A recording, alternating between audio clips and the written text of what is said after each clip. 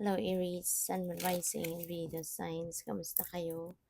Sana po'y nasa mabuti kayong kalagayan. Welcome back po sa Star Tarot. At kung bago kayo rito, welcome din po kayo. Please subscribe, like, share my videos, and leave me a comment kung naka-resonate po kayo. Thank you. So first card, self-care, Aries. Maaring medyo hindi na siguro kayo nakakapag self-care. Probably lagi kayong pagod, lagi kayong kumbaga parang stressed out kayo at baka hindi pa rin ninyo nabibigay yung pahinga na kailangan ng inyong katawan. You know, despite the pagod or stress na nararanasan ninyo. Kaya po pwedeng lumabas yung message nito para sa inyo to give you a heads up, no? Or to wake you up na kailangan ng katawan ninyo ng replenishment, ng energy, kailangan ng pahinga, um, kailangan ng panahon para kayo ay manorish ninyo yung inyong sarili at makapagpahinga ang katawan, isipan, ganyan. Okay? So we have sentimental feelings. Ang iba sa inyo siguro at this time na nag-i-emote, nagsisenti, 'di ba? Possible na ang iba sa inyo is also reminiscing, 'di ba, yung mga ganap sa buhay ninyo with your loved ones in the past, so maaaring inaalala ninyo yan sa ngayon. Baka ang iba sa inyo mag-isa ngayon, 'di ba, maaaring nasa malayong lugar ka, nasa ibang bansa ka, pwedeng ganyan, at yun, kaya kayo nagsisenti at this time. We have memories. Ito na nga, siguro talaga ang tawag dito, nare-remind ka ngayon, ano, ng mga panahon ng mga kasama mo, yung mga mahal mo sa buhay, and for some of you, baka you are missing your loved ones na nag-passed on na on the other side.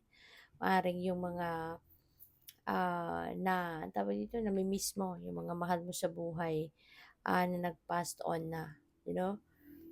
Kaya ngayon, baka yun, nagsisenti ka, nag-e-emote. So, family changes, may mga pagbabago na magaganap sa pamilya. Pwedeng may addition, no? Pwedeng may addition sa pamilya. Pwedeng meron ditong mag-aasawa, pwede ritong merong manganganak, no? So, pwedeng may expansion ng family, no? For some of you, Aries. Kaya, or pwede rin na merong mga pagbabago dito sa dynamics, 'di ba, sa loob ng pamilya. So, good luck. So, by the way, maraming salamat for subscribing. And if you haven't subscribed yet, subscribe na kayo. Also, maraming salamat din for not skipping the ads. Malaking bagay po yan sa akin. And also, please click the join button sa baba ng video kung gusto po ninyo na mag-join kayo sa membership. Salamat. So, we have the King of Cups. Ayan. So, maybe ang iba sa inyo is going to deal with someone na Cancer, Scorpio, Pisces signs. Pwedeng meron kayong mga mentor or pwedeng spiritual guide, counselor ninyo, or someone na maaring nilalapitan ninyo when you need advice, no? At maaring ito yon si King of Cups, someone na emotionally matured, balanced, yung ganon, sensitive, intuitive, mga ganyan. Pwede rin na kayo yung mag-i-embody ng energy ni King of Cups sa ngayon. Pwedeng kayo ngayon yung magiging uh, very forgiving. Maaaring sa ngayon kayo yung very, very kind. Maaaring kayo ngayon yung mag impart, no, ng mga lessons that you have learned in the past in your life, or yun, kayo yung magbibigay advice, no, sa mga taong lalapit sa'yo. With the Two of Cups, this is partnership, So, pwedeng meron incoming partnership, or pwedeng merong partnership dito na nagkaroon ng lamat, nagkaroon ng disagreement, nagkaroon ng hindi pagkakaintindihan, and ngayon, baka kayo ay magkakaayos na. Baka ngayon, you will be able to patch up na kung ano man yung hindi ninyo napagkakasunduan or hindi ninyo intindihan in the past, no? So, merong pag-uusap. And since meron tayong family changes, no, baka merong magpapakasal talaga sa inyo. You know, it's either magpapakasal or you're going to start living together in one roof. So, possible yan. We have the death energy. See, death energy, this is change, transformation, major, no? Maaring major ito na pagbabago.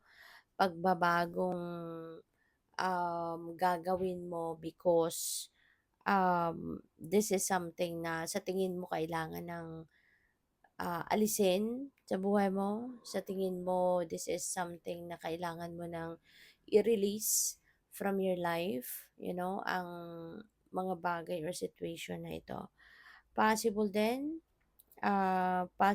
Aries, na ang iba sa inyo rito, it's about time na for you to change the course of your life. Kaya meron kayong mga gustong alisin sa buhay mo. 'Di ba? You are ready to embrace a new life. Um, you are ready to embrace newness. You know, out with the old energies and in with the new energies ang dating dito ng iba sa inyo, Aries. So, which is good, 'di ba?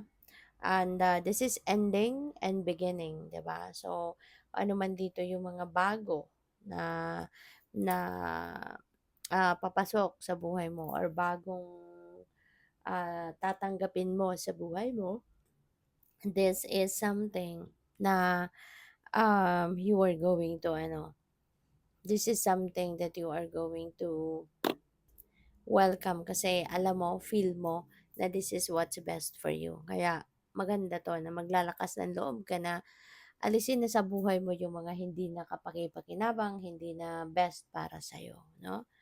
We have the Four of Cups. See, Four of Cups, this is um, an offer. Merong offer sa'yo, pero parang hindi ninyo pinapansin or hindi ninyo napapansin.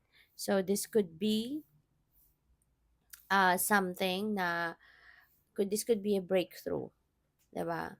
Kasi lahat ng nangyayari sa buhay natin may dahilan, 'di ba? May purpose 'yan and that's part of the divine plan. Kaya kung ito, kasi parang nagmumukmuk siguro ang iba sa inyo, nagtatampo sa universe, mga ganyan. Kasi baka meron kayong mga gusto na hindi ninyo nakuha, may mga expectations kayo na hindi na-meet, parang ganon.